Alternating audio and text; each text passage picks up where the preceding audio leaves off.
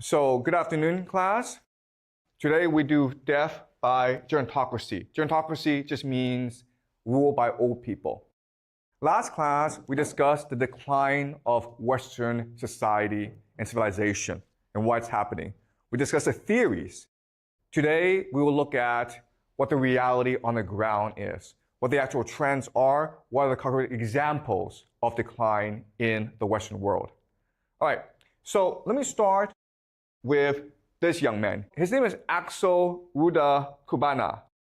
And he was 17 years old when last year he took a knife and he walks into a dance studio in Southport, Britain. And then he proceeds to stab the little girls inside the dance studio. And they are 5, 6, 7. He kills 3 of them. He is quickly arrested by the police. And as you can see, he is a very disturbed young man. He clearly has a mental illness. Otherwise, why would he kill children? And he was sentenced to 52 years behind bars. So he's going to spend the rest of his life in prison. So justice was done.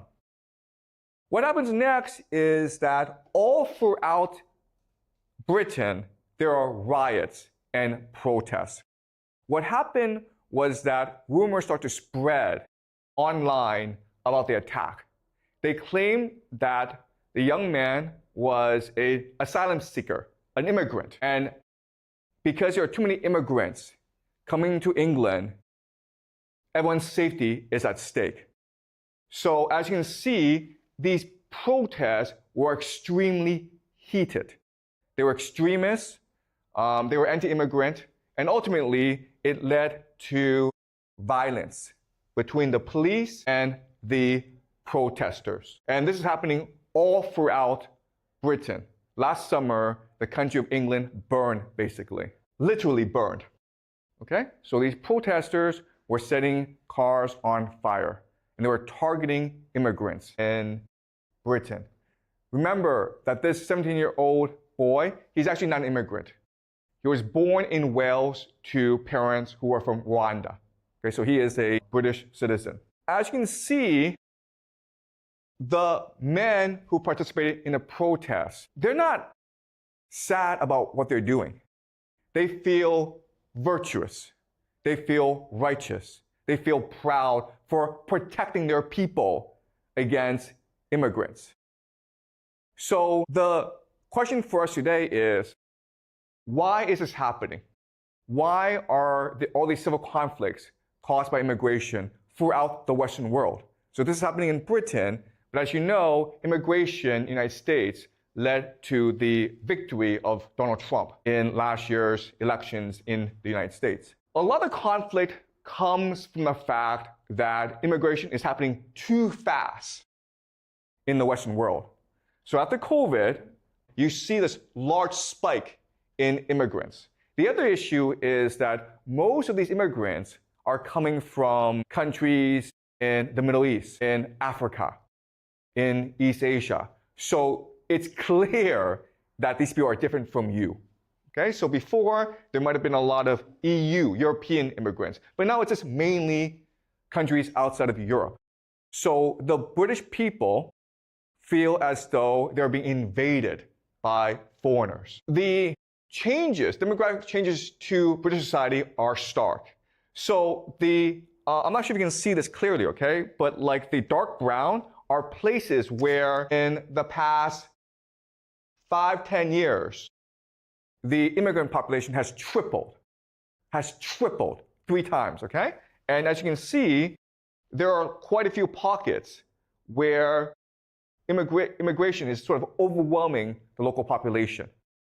So if you go to Britain, there are some places where you feel this is like Morocco, or this is like Rwanda, or maybe even Egypt. Okay? So the British people feel they're under siege. And this is happening throughout the Western world. So this is Australia, okay? So Australia after COVID, huge spike in immigration. And most of them are coming from non-European countries. So the greatest spike is in India, but then you also have China and the Philippines as well. These are the 3 major sources of immigrants to Australia. Okay? Same is happening in France, where you're seeing a huge spike in immigration. And again, most of the immigrants are coming from African or Middle Eastern countries. And so the French feel as though their culture is being diluted, it's being attacked and invaded. This happened all throughout Western Europe. The UK, France, Italy, and Germany are seeing a huge spike in immigrants and refugees.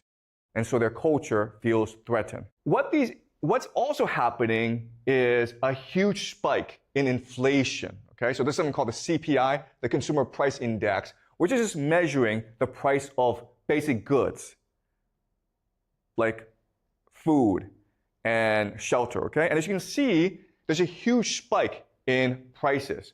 So as these immigrants are coming into your country, you also feel as though your quality of life is getting worse and worse. It's getting harder for you to afford basic goods like rent and food. It's getting harder for you to support your family. The major increase is in housing prices.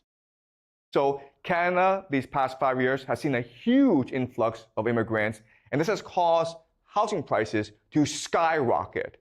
The United States, which has a much larger economy than Canada, the housing prices are pretty stable. You can still afford to buy a house if you're a young person in the United States, not in Canada. Okay? You see this huge spike in Canada. The housing prices are now unaffordable. This is a chart that shows you economic growth as compared to housing prices.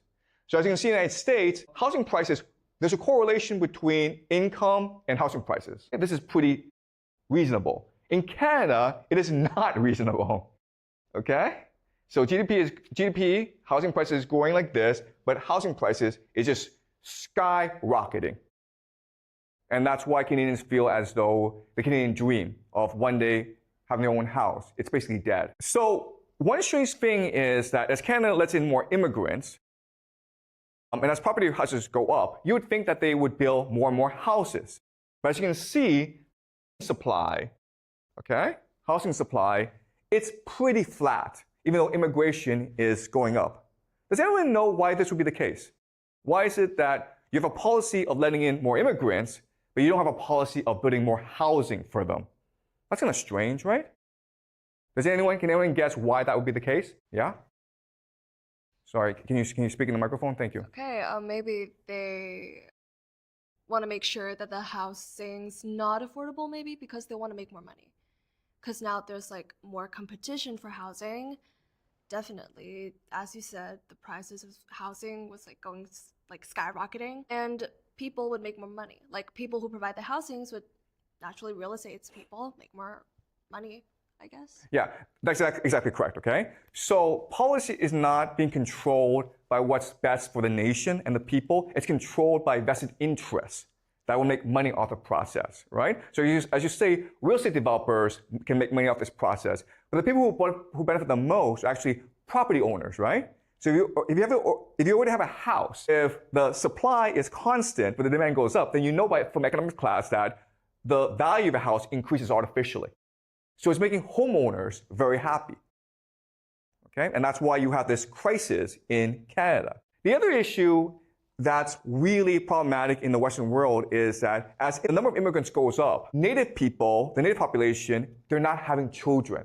Okay? So this is Canada where the birth rate, okay, the blue is the birth rate, okay? It's steadily going down, whereas immigrants are going up. So it's the immigrants who provide most of the new people in Canada. In fact, right now, 25%, a quarter of all Canadians are first-generation immigrants. Sorry, first-generation Canadians, meaning that they're immigrants to the country. And if you just look at this trend, in 40 years' time, 50 years' time, there'll be very few white Canadians in Canada. And this is causing a lot of conflict and tension in the country. So you have these huge issues. Housing is unaffordable. Inflation is going up. Ethnic tensions are increasing. But the Canadian government still insists on increasing the number of immigrants in the country. There's no policy rollback where they're like, you know what, let's have a moratorium. Clearly, our policy is too rapid and we need to slow things down. In fact, as you can see, they're actually going to ramp up the process. The goal for Canada Right now, the Canadian population is about 35 to 40 million people. They want 100 million people, 100 million people in Canada by the year 2100. And guess what? The majority of these people are going to come from India and probably China. Okay? And as we discussed, the percentage of immigrants as part of the total population is just rapidly increasing. So in Australia, it's almost a third now. In Canada, it's a quarter. In Germany, it's a fifth. And these percentages will go up and up and up, leading to more and greater ethnic tension and immigrant protests within these countries. As you can see, the number of immigrants coming from India far surpasses that of other countries, okay? And these are just legal immigrants. We're not counting in students. So there are millions and millions of Indian students right now in Canada on student visas. And they're looking for a path to permanent residency, to citizenship. And that's what leads to situations like this, okay? You have these viral videos online where you have thousands and thousands of Indian students lining up for hours and hours because they're applying for a minimum wage job at a restaurant or at a store. Life for these Indian students is just terrible. A lot of them live 8 to a room. There's one room that was meant for one person. There are now 8 students living in that room. At the same time, what's really interesting is that the Indians are now an extremely powerful political force in Canada. This was the former Prime Minister, Justin Trudeau, meeting with representatives of the Indian community because he depends on them for his votes. In last year's federal election, 22 people of Indian descent were elected to Parliament, okay? So in Parliament, there's 243 seats. 22 of them now are Indian. How many Chinese? How many MPs of Chinese origin? There are less than 10. So even though the Chinese have been there longer, and even though they're actually more numerous Chinese than Indians, the Indians are an extremely powerful political force. Now, a lot of it is because Indians come from democracy, so they're very good at debate. They're very good at organizing. They're very good at collective action. And that's what leads them to excel in the Canadian political system. At the same time, we can imagine that if current trends continue, if the immigrant population from India increases, and if the Indians continue to amass more political power, there could be a situation where the Indians take over the Canadian government in like 20 or 40 years' time. So there's a real risk that in Canada, that their native population gets replaced by the Indians. And this is happening elsewhere as well. Yes, a question. Like all the Indian immigrants that you have mentioned, like it took a part of the Canadian population. How about having the risk of Indians took over Canadian, but how about the people that is local in Canadian? Like how are they doing right now? Because we are all focusing on immigrants. Right, okay. That's a great question, okay? So immigrants are suffering, but actually the local population is suffering even more. Because as we discussed last class, the economy is declining, and it's pretty rapid decline. So it's harder for young people to find jobs, especially with immigrants coming into the country, right? Prices are very expensive nowadays. So it's very hard for young people to live and work in big cities. So as these immigrants are coming into the country, they're putting tremendous pressure on the local population. And that's why there's so much ethnic tension throughout the Western world right now. Okay? So this leads us to a paradox. If immigrants are making life worse for everyone, especially young people, who's the future of these nations, why is this happening? Okay? So I want you guys to keep this in the back of your mind. You probably know the answer already because you know how property prices work, right? Okay, so let's move on to another topic. So Canada, like 10 years ago, introduced a new policy called MAID, called Medical Assistance in Dying, Euthanasia.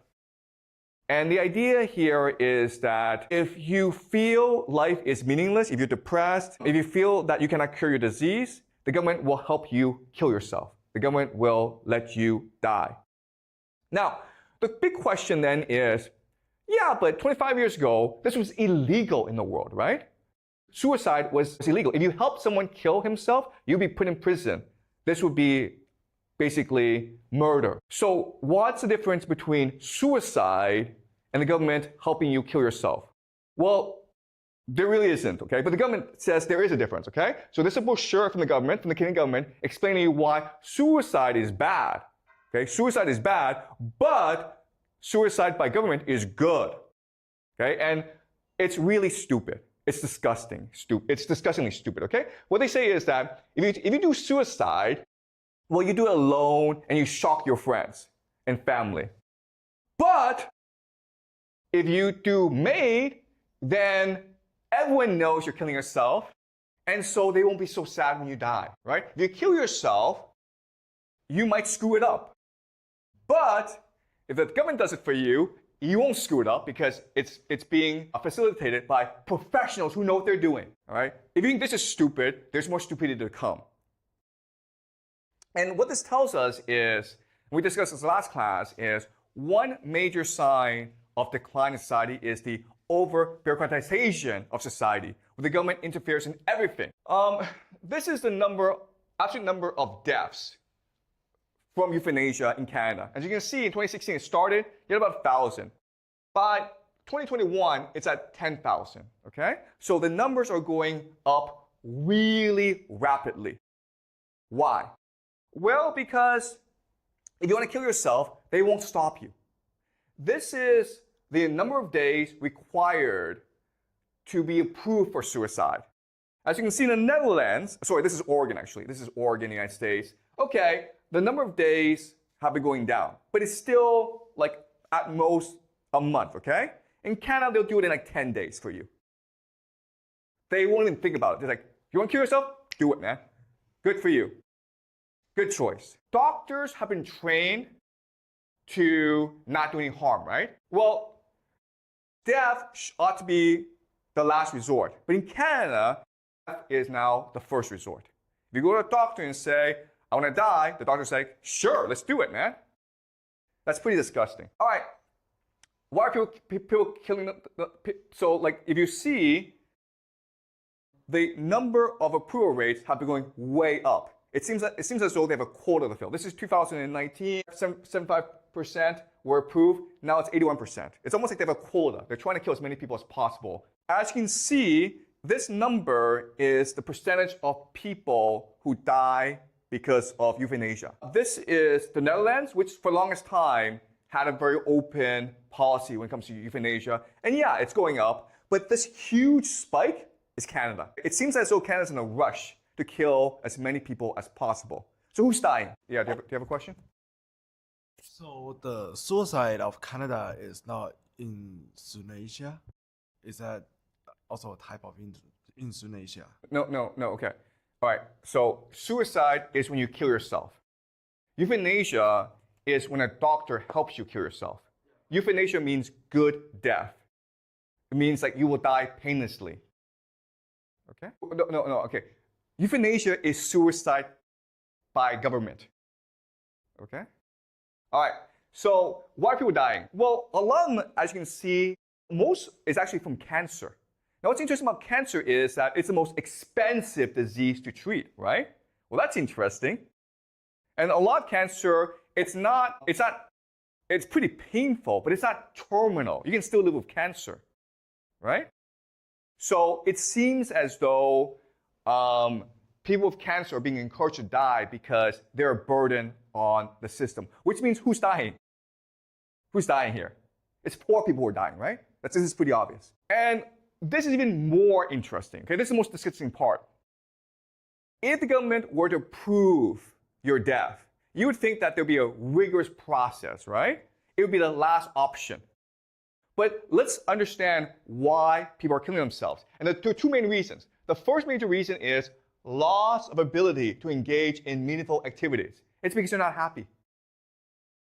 This is a lame reason to kill yourself.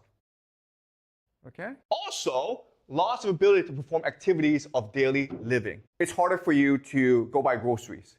It's harder for you to walk around. Okay? So again, what's happening is that poor people are dying. And poor people are encouraged to kill themselves because the poor are being a burden on the medical system. And that's the entire basis of euthanasia. So let me ask you this question. Why is it that 25 years ago, we discouraged euthanasia? In fact, it made legal to conduct euthanasia, even if the person was suffering from brain cancer, and the person was just basically in hell every day, the government would not allow euthanasia. Why not? Yeah? Maybe because it was like harder to regulate, like the procedures to take for euthanasia, and because it was like such a new thing, you have no control over what the companies who like provide the service do. Yeah. Or like what they do to their patients. I wouldn't even say patients, but like people who purchase their services, and also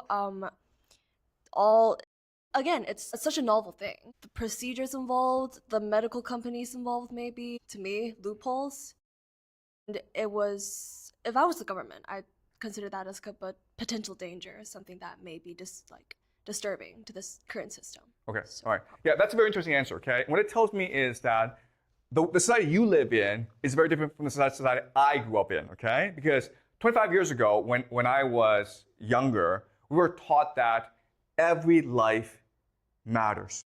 Every life is a gift from God. And in society, we have to protect everyone, especially the poor, the vulnerable, and the marginalized. Because that's how we come together as a society.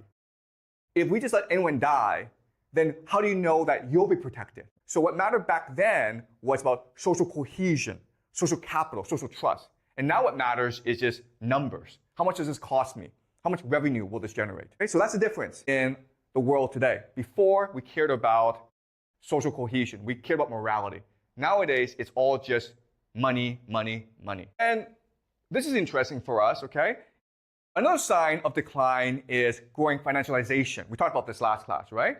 Well, guess what's happening? In the stock markets throughout the world, it's booming, okay? It's booming. If you're a rich person, you're just getting richer and richer.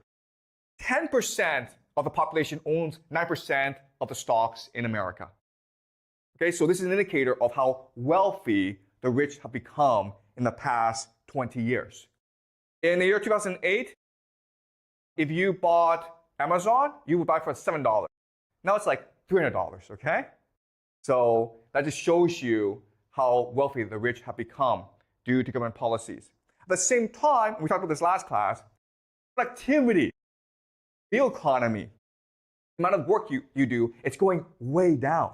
So we have this absurd situation where the fake economy, the financial economy, it's going way up, but the real economy of jobs, of people doing work, of being productive, it's going way down, meaning that we live in a fake world. And the government responds by lying to people.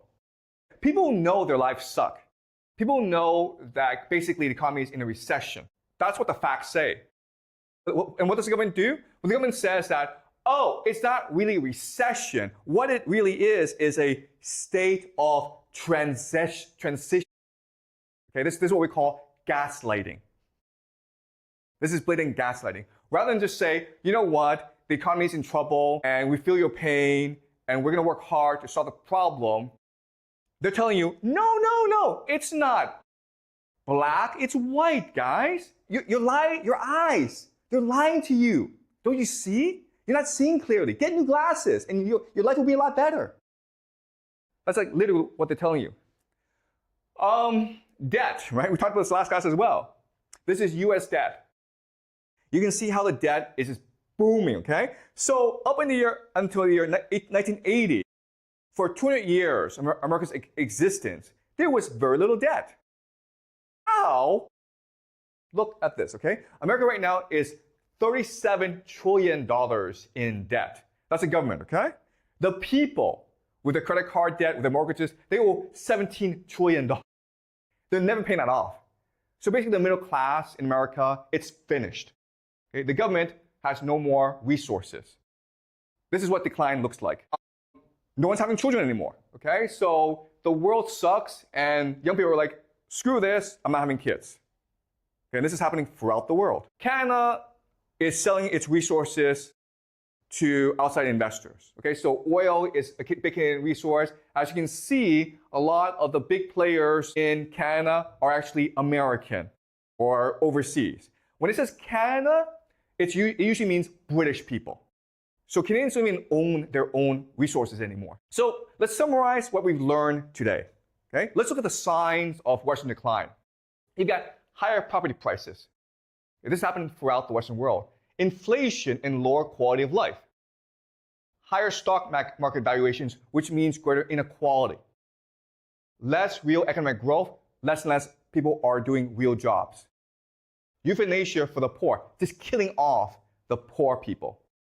Mass immigration, population replacement. Lower birth rate, greater public and private debt, bureaucratic gaslighting. When the government no longer acknowledges problems, it just lies to you directly. And privatization, asset stripping, okay? So all this is happening in the Western world. The question now is, why would this happen? And there are different theories, okay? And we'll go over some of the major theories. There's lots and lots of theories. We'll go over the major ones. And there's going to be overlap between these theories. And some of these theories make a lot of sense, okay? So one major theory is the idea of neoliberalism. The idea of neoliberalism is the belief that all that matters in society, all that matters in life is economic growth. If your society can generate more economic growth, all problems will be solved, okay? So if your economy runs really fast, then everyone will be happy. That's the idea of neoliberalism. Then you have techno-feudalism, which is the idea that some big corporations, usually these tech companies, they want to control the world. And so they want to turn everyone into slaves.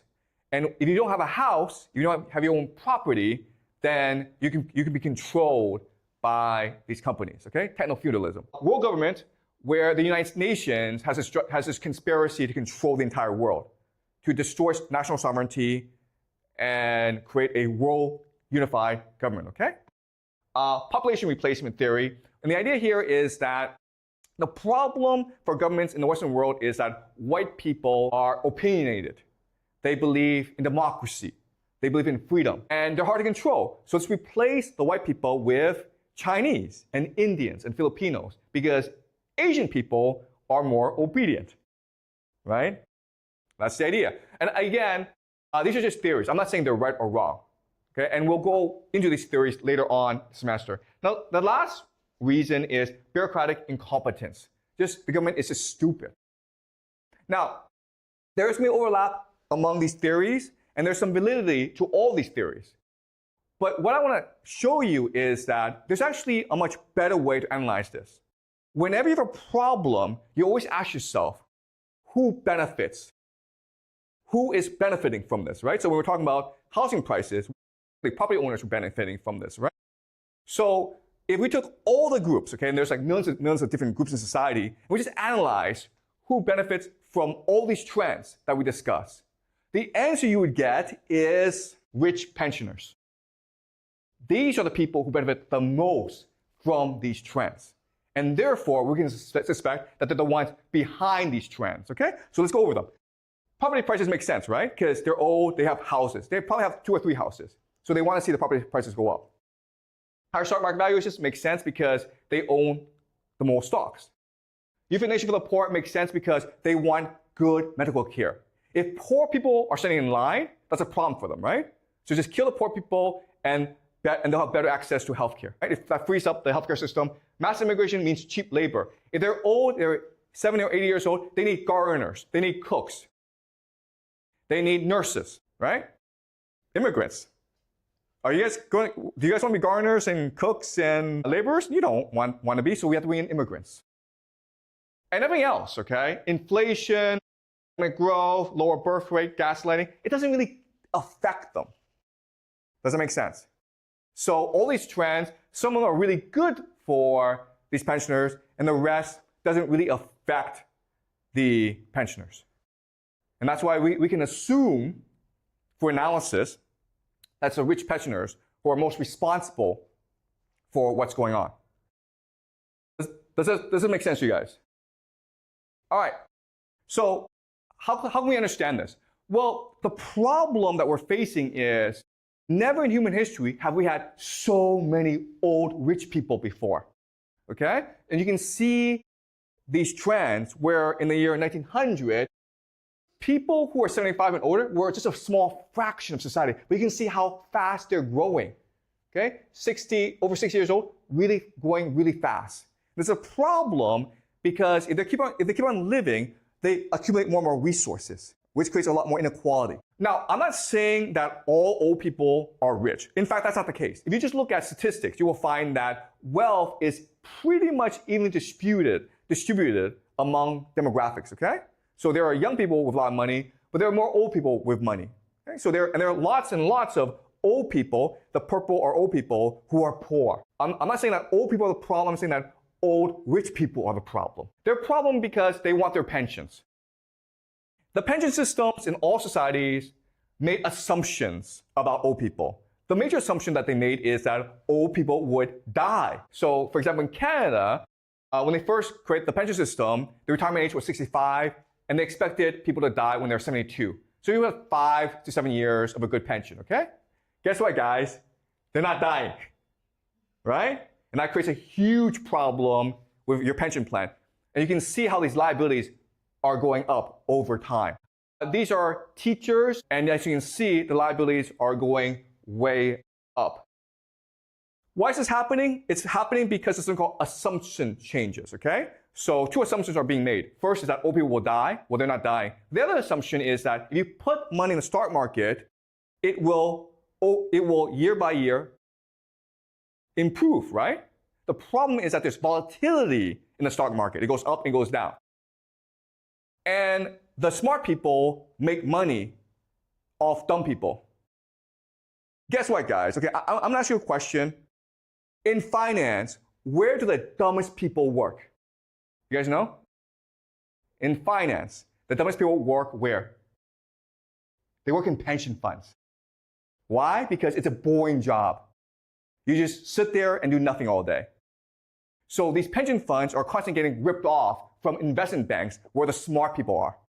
Okay, so if you look at all investment vehicles, pension funds have lost the most money.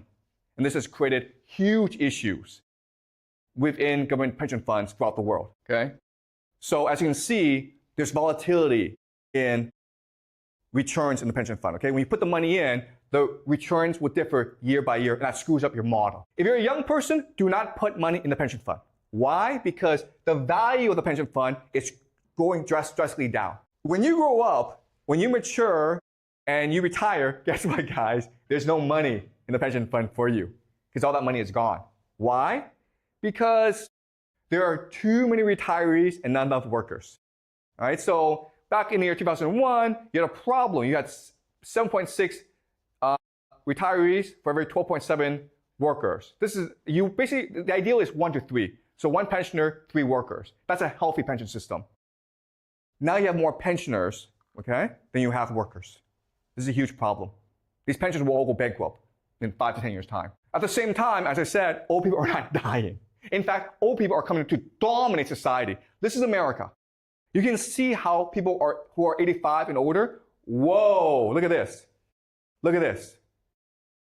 The aging crisis in America is huge. But it's not just America, it's everywhere, right? So by the year 2040, you have 65 million people in America who are over 65. You have 15 million Americans who are 85. And guess what? These 15 Americans, most of them are the ones who control America. So they dictate policy. And again, this is happening throughout the world, okay? It's particularly stark in Japan and Germany, but this is happening throughout the world. And this leads us to the idea of gerontocracy. This is Joe Biden, President of the United States, and this is Mitch McConnell, who is head of the Senate. They're both retired now, right? But they were both in their 80s, and they were the 2 most powerful men in America. He can't walk straight. Whenever he walks, he trips. This guy is even worse because, look at this. The guy's brain dead. The guy is literally brain dead in public. And like, no matter what you do, he's like, this is brain dead, okay? This is a brain freeze. The guy should not be one of the most powerful men in America, but he is. That's the world we live in because he will not give up power. This is Dianne Feinstein. She died in office. She was 90 years old. She was 90 years old and she was still working and she died in her office. And she was a senator in the United States. These people are literally fighting for life. Okay? They refuse to give up power. They only give up power if they die. This is the US Senate, again, the most powerful political institution in America. These are people who are above the standard retirement age, which is 62, okay? This guy's 90 years old and he's still working. 90 years old and he's still working in the Senate. And he doesn't want to retire. Chuck Grassley. What does it mean to have a world run by old people? Now, maybe in school, maybe at home you've been taught that old people are wise. They're tolerant. They're generous. They're benevolent. No, guys. No.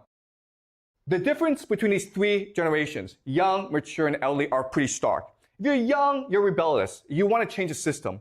If you're mature, you want things to move slowly, okay? But if you're elderly, you're reactionary, meaning you don't want anything to change. If you change anything, they get upset and slap you. That's reactionary. Young people are creative. Mature people want growth. But elderly people care first and foremost about safety. Young people are open-minded. Mature people want consensus, meaning they want everyone to get along. But elderly people are stubborn. They want things their way. So we are now living in a gerontocracy which is ruled by elderly people, okay? So we're going to live in a reactionary, stubborn system and concerned about the safety of these people. And so what does that mean? Well, it means that the world will go into lockdown. When there's a virus, guess what? We're all going to have to shut down because old people are afraid of catching germs. It will also lead to a police state. Now, police state does not mean that there'll be terrible police coming to beat us up. In fact, if in real life, most police that you meet are really, really nice people, but you have no individual freedom. Okay, so let me give you an example of this. So in Canada, a Chinese moved to Canada, and she bought a house, and her son is very naughty. And her son was so naughty that she wants to slap him. But she knows that in Canada, you can't really slap children, even in private, right? So she goes online and asks everyone, can I slap my child? And everyone's like, you can't do that because if you do that, your neighbors will report you to the police. But what you can do is report your child to the police.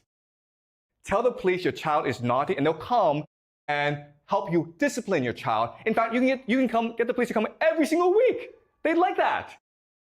This is what we call a police state. Intrusive government interference into your personal lives. And lots of surveillance. Okay, wherever you move, you'll be tracked. Whatever call you make, you'll be tracked. In 2003, Britain passed something called the Online Safety Act.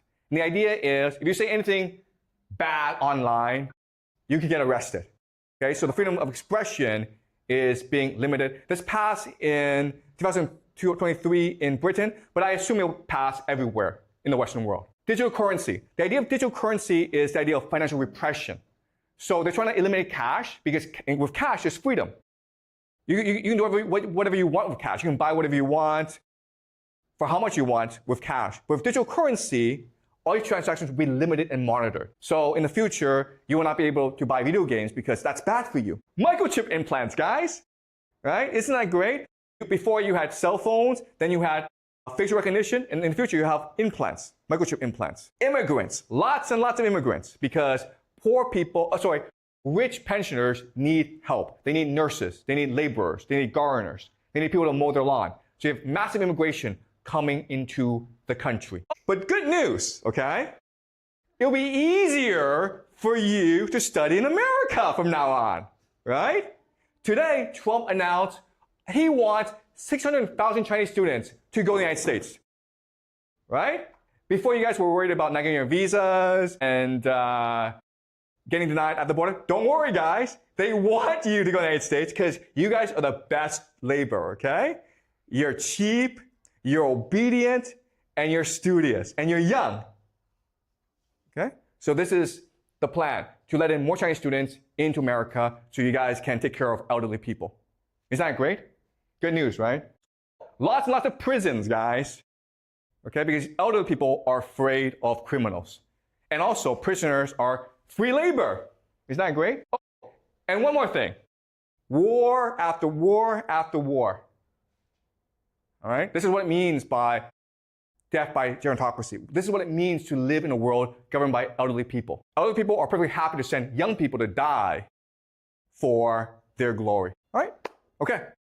pretty depressing, but don't worry, things will get even more depressing as we go along. All right? All right, good. Any questions? Are you guys clear? Any questions? Yeah. For like the above that you said that elders controls the society and wants like they exploit young people. But is there a way that young people could like overthrow or having method to solve this? Yeah, that's actually a great question. So what can young people do about this? And the answer is nothing, okay? And the reason why, and this is really, really important, is that young people are biologically ingrained to respect the elders, right? This is true throughout nature. Even young animals will respect their elders. So do you want to go kill your grandparents? Probably not. Okay, so there's nothing anyone can do about this. This is just the unfortunate state of affairs. Old people are people we are biologically trained or wired to respect and obey. And that's why they can send us to wars and we'll go fight wars. Okay? Does that make sense? Yeah. So what happened after the rich pension elders dead? Like, what about their money? Okay. All right. That's a good question, okay? So as you can see from these charts, eventually there'll be a pension crisis where there are too many pensioners, enough money. Well, guess what? The old people are the major political force in society. They dictate policy. So what will happen is that money will be diverted from elsewhere into pensions. Where? Schooling, right? Public schooling, healthcare, everywhere basically, okay? But the pensioners will want that money. And pensioners, first of all, they're powerful, but they also have a lot of free time on their hands to make trouble for everyone. And also because we respect the elderly, right? Okay? Do you want to deny healthcare and pension to your grandparents? So everyone will be for this. There's nothing we can do about it. Good question. But like humans' life have a limit. Like what will happen after like they all died because they are just although they are elders and those rich pensions, they are still generations of human. That's a really great point, okay? So the idea is that what happens when they die off? Well, they're not dying off, okay? They were supposed to die at 72. Now they're living to like 100. Modern medicine is incredible. I have a friend who's like 90 years old. She's like literally brain dead, okay? She's like literally brain dead. She's 90 years old, but she's filthy rich. And she has access to the best healthcare. So I asked my friend, who's a doctor, like, if you're filthy rich and you want to keep on living, how long could modern medicine keep you going on, even though you're a vegetable? And he said to me, 20 years. 20 years. 20 years of being a vegetable, but she has money, so, and she wants to keep on living, then she can do that. And that was not available before because of scarcity, right? Because of lack of technology. But nowadays, because of abundance, because of technology, people can live as long as they want to. And also, what this chart tells us that when the green goes away, the red becomes the green. So you'll always have a society where the elderly are in control. Okay? Does that make sense? Unless, of course, there were maybe, I don't know, a catastrophe, a nuclear holocaust, who knows, okay? But yeah, given the way things are, the trend is that old people can control society for a long time. Because if there's a war, it's not old people who die, it's young people who die. Okay, but good question. Any more questions? Okay, great. So we'll continue this next class. Okay, thank you.